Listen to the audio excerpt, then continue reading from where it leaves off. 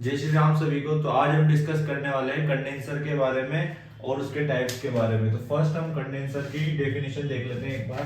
Condenser क्या होता है?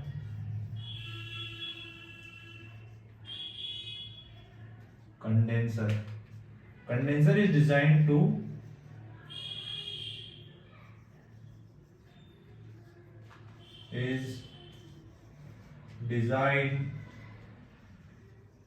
ट्रांसफर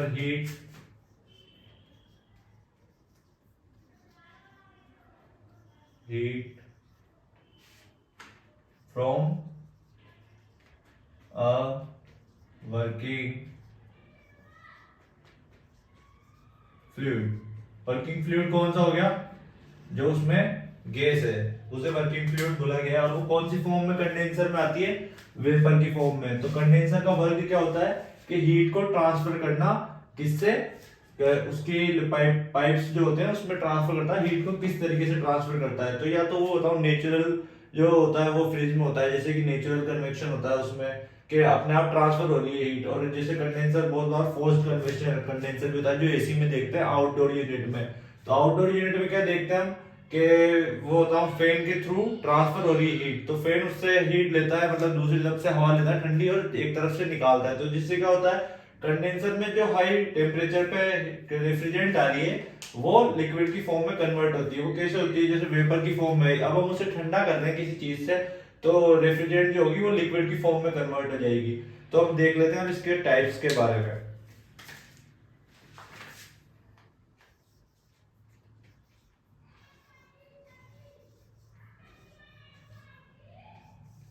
कंडेंसर 3 पार्ट्स में डिवाइड होता है।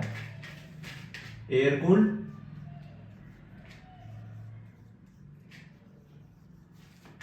सेकंड वाटर कूल्ड,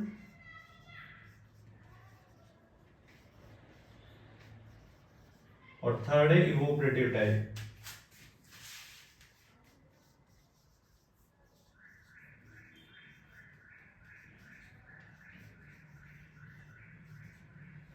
अब एयर कूल्ड में कितने पार्ट्स में डिवाइड है? 2 टाइप्स में। एयर कूल्ड में होता है नेचुरल कन्वेक्शन, नेचुरल और फोर्स्ड।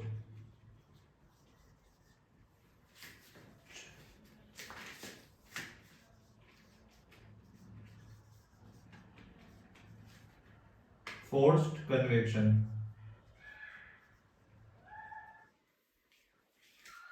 अब वाटर कूल्ड कितने टाइप्स में डिवाइड है?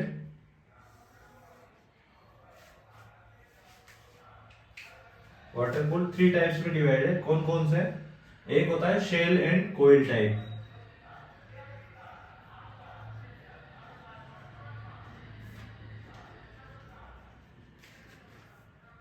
और सेकंड होता है shell and tube type,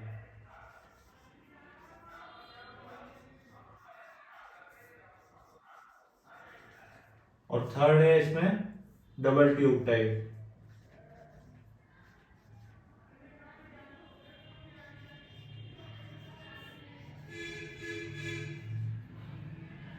evaporated 2 types में डिवाइड है।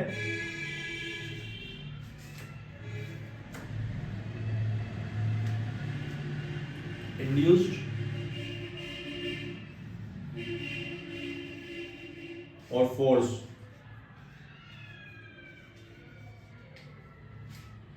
तो फर्स्ट हम डिस्कस करते हैं एयर कूल्ड में कौन कौन से प्रोसेस है। एयर कूल्ड में नेचुरल कन्वेक्शन है और फोर्स्ड कन्वेक्शन है। तो नेचुरल कन्वेक्शन क्या हो गया? जो नेचुरल कन्वेक्शन होता है वो फ्रिज में यूज होता है। जैसे कि पीछे जो जाली होती है ना कंडेंसर वाली, सिंगल डोर में आपने देखा होगा ब्लैक कलर की, तो वो नेचुरल कन्वेक्शन है क्योंकि वो अपने आप ठंडी हो रही है, उसमें कोई फोर्स नहीं लगाया जा रहा। तो एग्जांपल इसका लिख लेते हैं हम फ्रिज।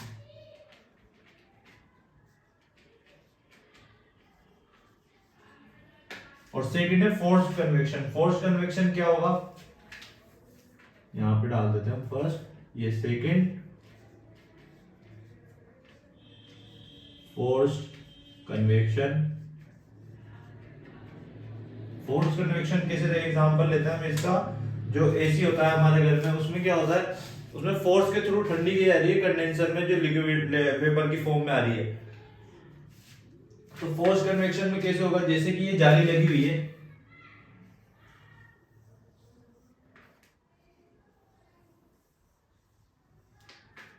और यहां पर ये फैन बना हुआ है। तो यहां से जो अपनी गैस आएगी वो वेपर की फॉर्म में आएगी। अब यहां से एयर आ रही है, अब ये इधर से सामने हवा फेंकता है ना अपना आउटडोर यूनिट जो एसी में होता है, तो यहां से हवा फेंक के क्या हो रहा है कि यहां से ठंडी हवा इसको टच होती हुई आ रही है, कंडेंसर को यहां से निकल रही है। तो उससे क्या होगा कि जब यहाँ पे जो अपनी एयर है वो टच होगी ना इसके, तो इसका मतलब टेम्परेचर कम हो जाएगा। तो कम होने से क्या होगा, वो लिक्विड की फॉर्म में कन्वर्ट हो जाएगी रेफ्रिजरेंट।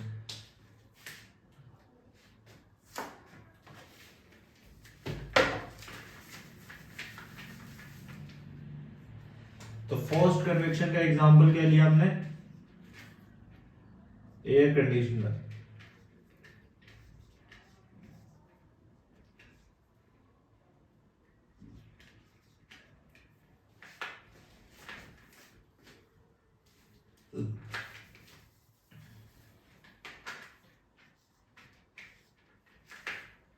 अब हम पढ़ते हैं कि शेल एंड कोइल टाइप और शेल एंड ट्यूब टाइप और डबल ट्यूब टाइप में क्या डिफरेंस है, इन तीनों के बारे में डिस्कस करते हैं हम।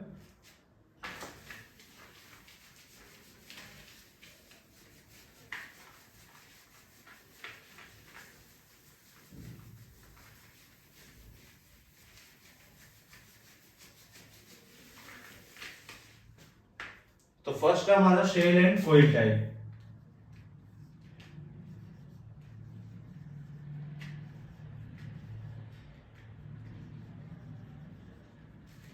जैसे कि ये टैंक है,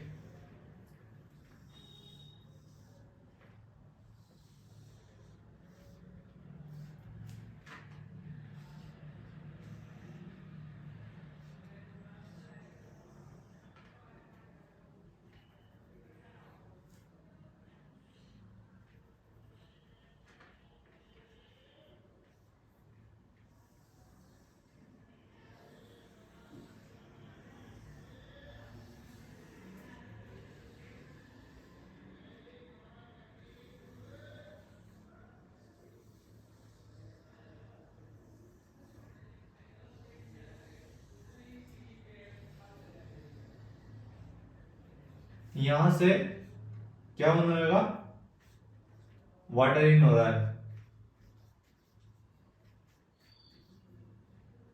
और यहां से water out, cooling cooling water है। ठीक है, यहां से अपनी वेपर इन हो रही है और यहां से कौन सी फॉर्म में निकल रही है, लिक्विड फॉर्म में, रेफ्रिजरेंट।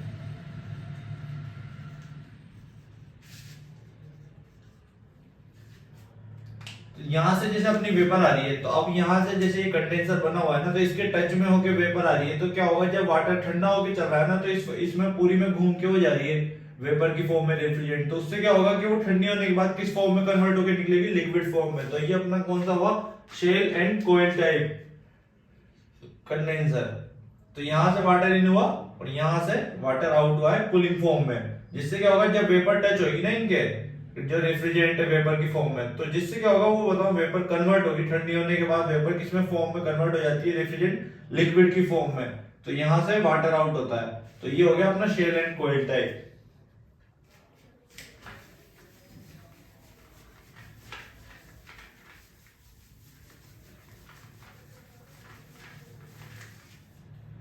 सेकेंड अपना शेल एंड ट्यूब टाइप।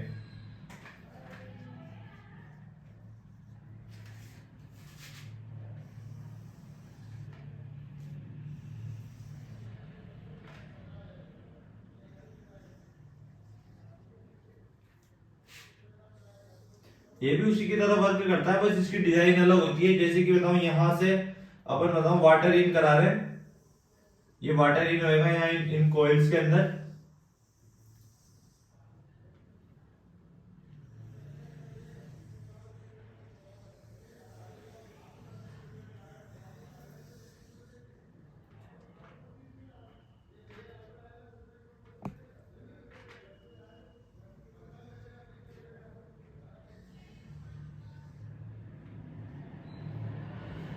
यहाँ पे क्या होता है, जैसे ये वाटर इन हुआ, तो अब यहां से इस जगह से जैसे मान लीजिए आप कि वेपर इन हो रही है, और ये वेपर आउट।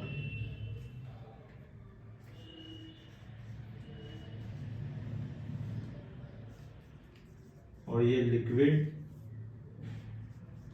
आउट हो रही है, यहां से वेपर इन हो रही है, ठीक है। और यहां से कूलिंग वाटर इन हो रहा है और कूलिंग वाटर आउट हो रहा है, ठीक है। तो इसका सेम प्रोसेस है, इसमें शेल एंड ट्यूब टाइप और शेल एंड कोयल टाइप में कोई डिफरेंस नहीं, बस डिजाइन का डिफरेंस है और कुछ भी इनमें डिफरेंस नहीं होता है। तो जैसे कि यहाँ से वेपर इन हुई, वही प्रोसेस है, कूलिंग वाटर जा रहा है पूरा इसमें, यहाँ से यहाँ तक घूम के आता है पूरा, और कूलिंग वाटर आउट हो जाता है, और वेपर यहाँ से टच होके इसमें लिक्विड फॉर्म में यहाँ से निकलती है, रेफ्रिजरेंट जिसे हम कहते हैं। सेकंड है, थर्ड है अपना डबल ट्यूब टाइप।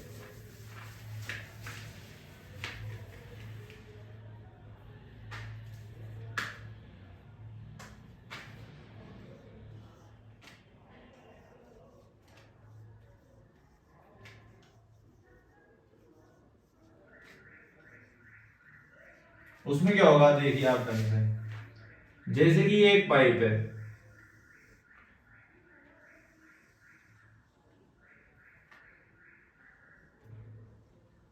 यहां से इसमें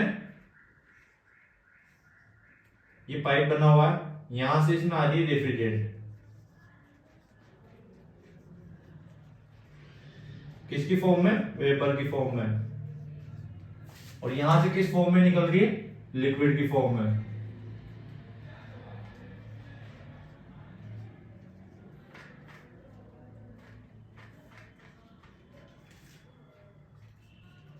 ठीक है।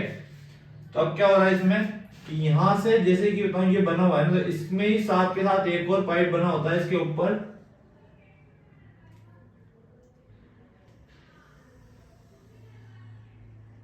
जो ये पाइप बना हुआ है ना, जैसे कि बताओ अपन ले लेते हैं हाफ और क्वार्टर का पाइप। क्वार्टर का पाइप पतला होता है, 1/4 का जो पतला होता है, और हाफ का थोड़ा मोटा होता है, तो वो क्वार्टर उसके अंदर है, और बताओ जो हाफ है वो उसके ऊपर बना हुआ है। जैसे कि इसमें अंदर वो रिफिल डली हुई है ना, वैसे ही एक प्रोसेस है पूरा। तो बताओ यहां से इसमें बताओ इस वाले प्रोसेस में जाएगा वाटर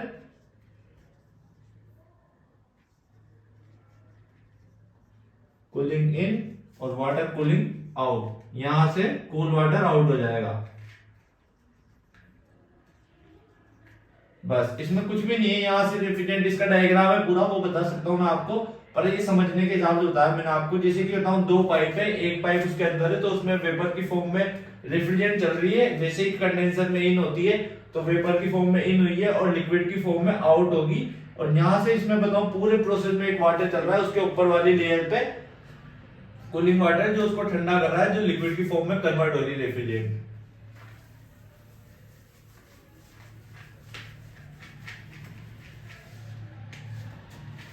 अब हमारा थर्ड टॉपिक है इवोपरेटिव में। इवोपरेटिव में कौन सा था, इंड्यूस्ड और फोर्स्ड।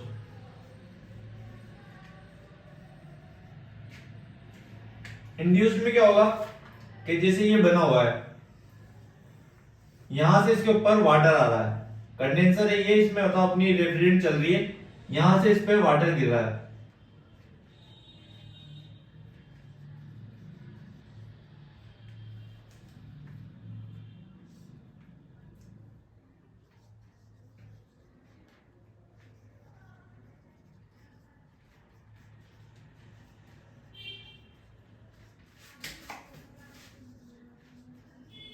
रेफ्रिजरेंट इन हो रही है किसकी फॉर्म में, वेपर की फॉर्म में, और यहां से किस में निकल रही है रेफ्रिजरेंट,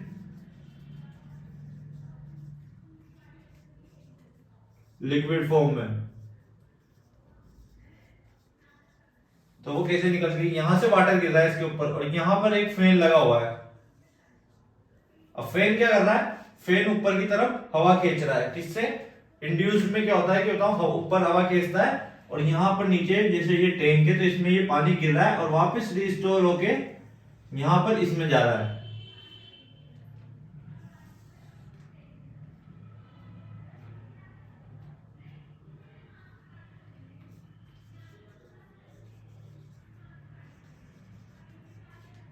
वाटर टैंक है, और ये वापस रिपीट होके यहाँ पर जा रहा है, ये इसका प्रोसेस है एक तरीके से। और ये इंड्यूस्ड में जो होता है वो होता है जो हवा होती है, एयर होती है, उसे ऊपर की साइड लेता है। और फोर्स्ड में क्या होता है, जो ये फैन लगा हुआ है ना वो नीचे की तरफ हवा फेंकता है, और इंड्यूस्ड में ऊपर की तरफ हवा फेंकता है। सेम प्रोसेस है पूरा इंड्यूस्ड और फोर्स्ड में, और इनमें कोई डिफरेंस नहीं है।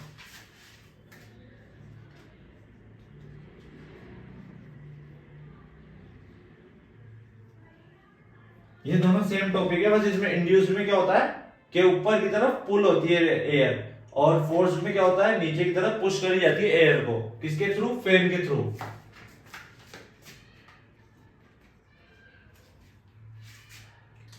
और आपको कुछ डाउट हो इसमें तो आप कमेंट सेक्शन में पूछ सकते हैं। Thank you.